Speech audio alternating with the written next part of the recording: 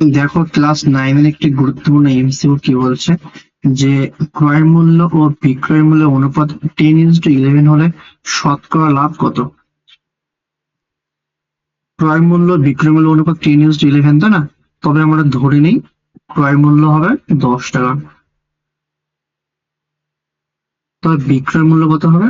বিক্রয় মূল্য হবে 11 টাকা। বিক্রয় মূল্য সমান হচ্ছে 11 টাকা। তাহলে লাভ কত? লাভ সমান আমরা কি জানি? আমরা জানি বিক্রয় মূল্য মাইনাস ক্রয় মূল্য। তাহলে লাভ হচ্ছে 11 মাইনাস 10 অর্থাৎ 1 টাকা। তাহলে শতকরা লাভ কত? যে শতকরা লাভ হবে কত? শতকরা লাভ সমান কত? কত টাকা লাভ হয়েছে? 1 টাকা লাভ হয়েছে। ক্রয় মূল্য কত? ক্রয় মূল্য 10 মাল্টিপ্লাই 100%।